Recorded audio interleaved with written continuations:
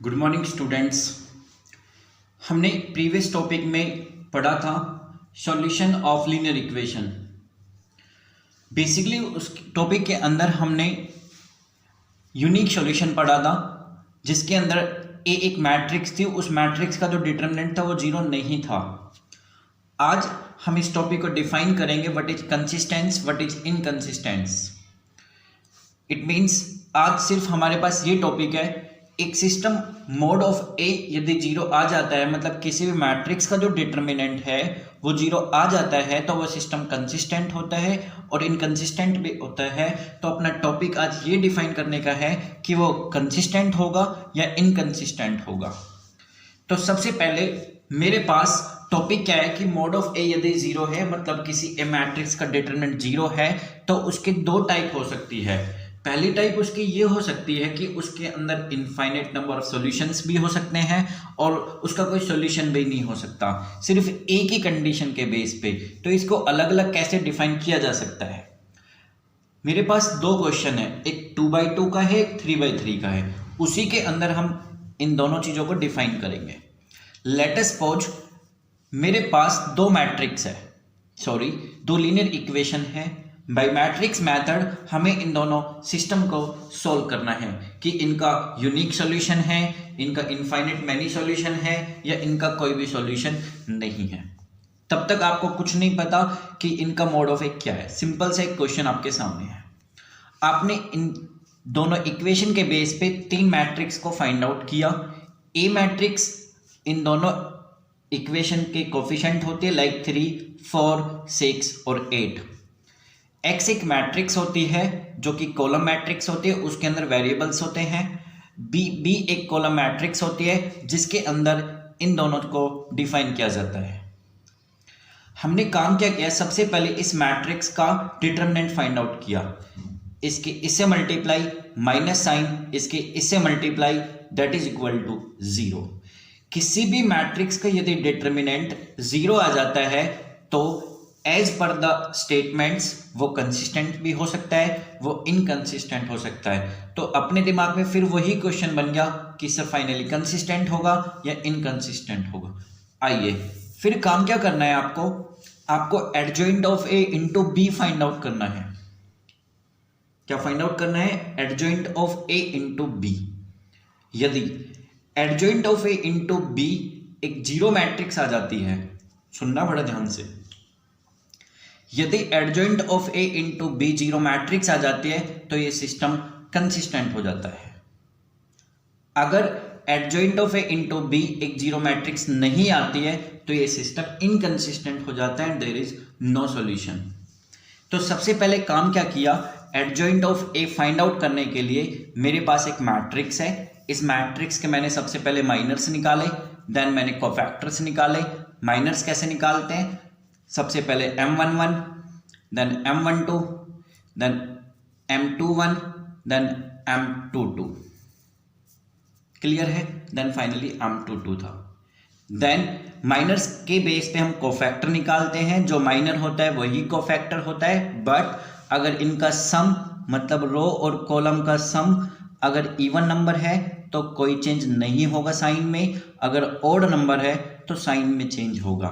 ये कोई चेंज नहीं होगा, इसमें चेंज हुआ था, इसमें चेंज हुआ था और इसमें कोई भी चेंज नहीं हुआ।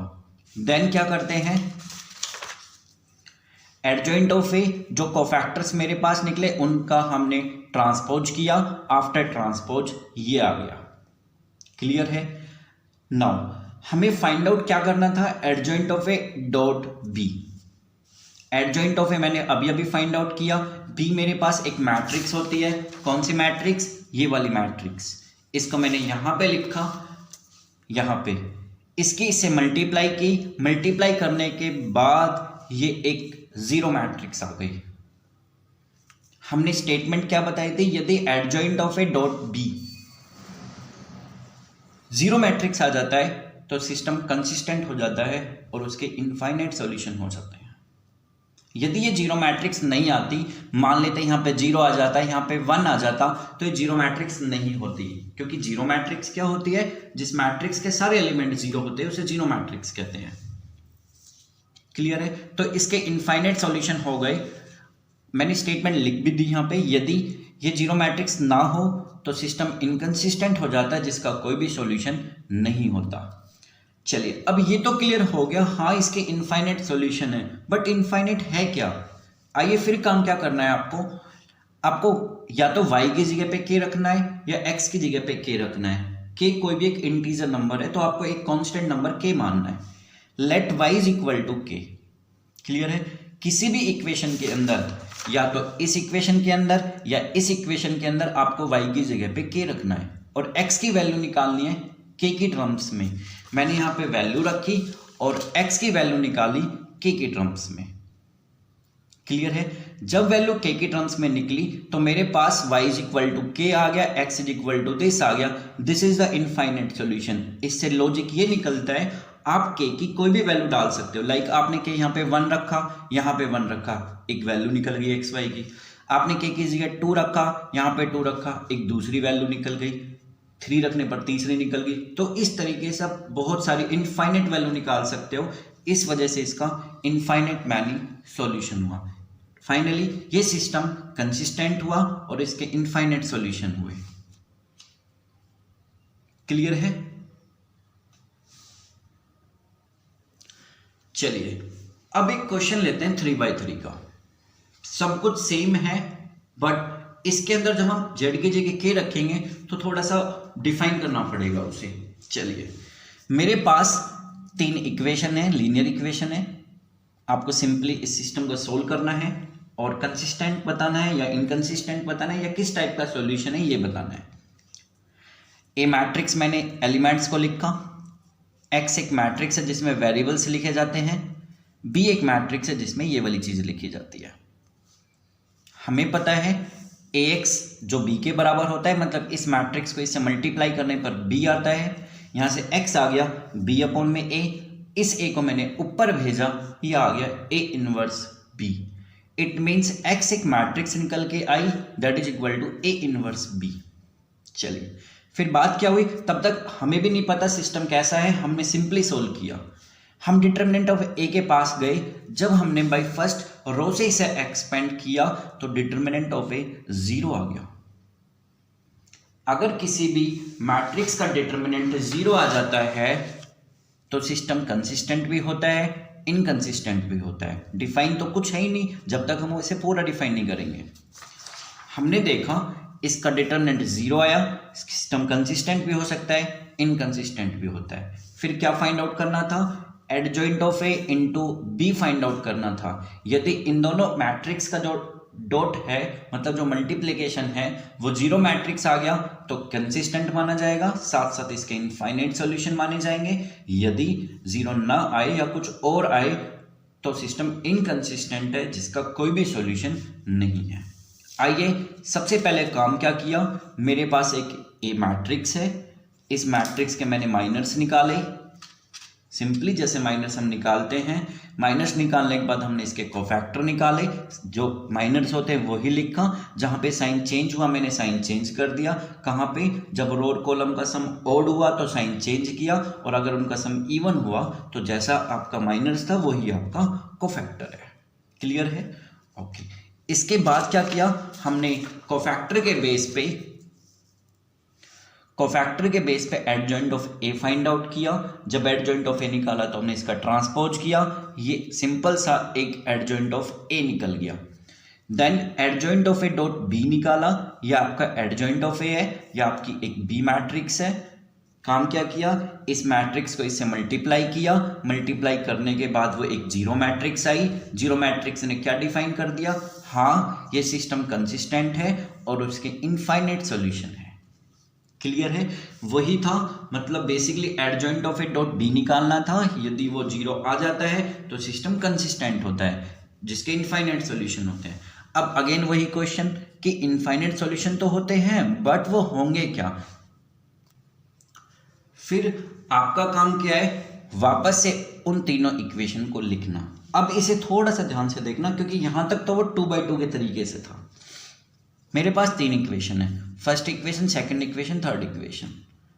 काम क्या किया, आपको कोई भी वेरिएबल उठाना है। मैंने यहाँ पे z उठाया, z की जगह पे कांस्टेंट नंबर डाल दिया। ठीक है, आपने जेड उठाया, जेड की जगह पे के डाला कि कोई भी एक इंटीजर नंबर है। काम क्या किया, आपकी चॉइस है, आप किसी भी दो इक्वेशन के अंदर, इन तीनों इक्वेशन के अंदर से किसी भी दो इक्वेशन के अंदर आपको जेड की जगह पे के रखना है। मैंने काम क्या किया, मैंने सिंपली फर्स्ट और सेकंड के अंदर जेड की पोजीशन पे के रिप्लेस कर दिया। क्लियर है। जब मैंने जेड की जगह पे के रखा तो मेरे पास ये वाली फर्स्ट इक्वेशन बनी, ये वाली सेकंड इक्वेशन बनी जो मेरे पास थी। इसको मैंने फोर्थ का नाम दे दिया, इसको मैंने एक फिफ्थ एज्यूम कर लिया। क्लियर है। अब हमें काम क्या करना है, इन दोनों इक्वेशन को सॉल्व करना है किसी भी मेथड से, कोई एलिमिनेशन मेथड, कोई सब्स्टिट्यूशन मेथड, और हमें एक्स और वाई की वैल्यू निकालनी है के की टर्म्स में। फिर मैंने काम क्या किया, इस 3k को मैंने इधर भेजा, 6k को मैंने इधर भेजा, ये आ गया इस तरीके से। इन दोनों इक्वेशन को सोल्व कर रहे हैं, इसका कोफिशिएंट 1 है, इसका 4 है, एलिमिनेशन ने इसको 4 से मल्टीप्लाई किया।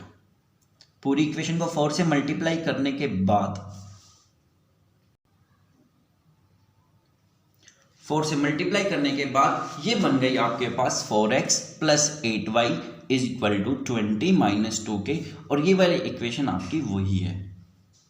सब्ट्रैक्ट किया, माइनस प्लस बन गया माइनस, यहाँ प्लस था, ये बन गया माइनस, ये माइनस आपका प्लस बन गया, ये इसे कैंसिल हो गया। 8 माइनस 5 किया 3y आया, 20 माइनस 6 किया 14 आया, माइनस 12 प्लस 6 किया माइनस 6 आया। y निकालने के लिए हमने इसको नीचे भेजा, इसको इसके नीचे भेजा, और y निकल गया किसके टर्म्स में, k के टर्म्स में। क्लियर है। अब x की वैल्यू निकालने के लिए वापस उसी इक्वेशन में गए, कौन सी इक्वेशन में, जो ये वाली इक्वेशन थी। यहाँ पे x की वैल्यू डाली k की टर्म्स वाली, और y निकाला किसकी टर्म्स में, k की टर्म्स में। Put y is equal to this in equation 6, x plus 2y आपकी वही इक्वेशन है।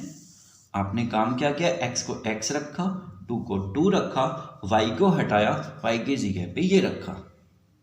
क्लियर है। ये आपका सेम है, सिंपली सोल्व किया, x निकल गया किसके टर्म्स में, k की टर्म्स में। नाउ x आपका यही था, ये वाला यही है, y आपका ये था, इसको आपने यहाँ पे लिखा, और z की जगह पे क्या एज्यूम किया था, k एज्यूम किया था। इतना करने के बाद इक्वेशन नंबर थर्ड में आना है। थर्ड मींस जब आपने स्टार्टिंग में z की जगह पे k रखा था तो कोई भी दो इक्वेशन में रखा था, एक थर्ड इक्वेशन बची थी, तो आपको वो वाली इक्वेशन लेनी है जो आपकी बची थी। क्लियर है। ओके, x की जगह पे x वाली, इसकी लेफ्ट हैंड साइड लेनी है, x की जगह पे x लेना है, y की जगह पे y लेना है, और z की जगह पे k रखना है। सिंपली k रखना है। इसकी इससे मल्टीप्लाई, इसकी इससे मल्टीप्लाई, इसकी इससे मल्टीप्लाई, इसकी इससे मल्टीप्लाई प्लस 9k। ऐसा करने के बाद 9 plus 7 16, minus 16 cancel out, this plus this क्या 21/3 प्लस 0k, ये हट गया अपने आप, और ये हो गया 7। आपका राइट साइड में भी क्या था, 7। क्लियर है। इट मीन्स हमने जो तीनों सॉल्यूशन निकाले वो बिल्कुल सही है। तो ये होता है इनफाइनाइट सॉल्यूशन। इसके बहुत सॉल्यूशन हो सकते हैं, के की वैल्यू के ऊपर डिपेंड है। आप के की जगह 0 रख सकते हो, आप के की जगह 1 रख सकते हो, आप के की जगह 2 रख सकते हो, 3 रख सकते हो, मतलब बहुत सारी वैल्यू रख सकते हो, और एक्स वाई जेड की वैल्यू निकाल सकते हो। तो स्टूडेंट्स ये टॉपिक था बेसिकली कंसिस्टेंट और इनकंसिस्टेंट्स के बारे में। अगर वो बस फर्क क्या था, डिटरमिनेंट ऑफ ए 0 ही आना होता है, बट अगर वो adjoint of A dot B 0 matrix नहीं आता तो सिस्टम वहीं पे स्टॉप हो जाता। एक ही लाइन में हम आंसर देते कि the given system is inconsistent, there will be no solution. Okay, ठीक है स्टूडेंट्स, फिर भी कोई डाउट है आप मुझसे क्वेश्चन करिए, कमेंट करिए, कॉल करिए, व्हाट्सएप करिए। टॉपिक क्लियर होना चाहिए हर तरीके से।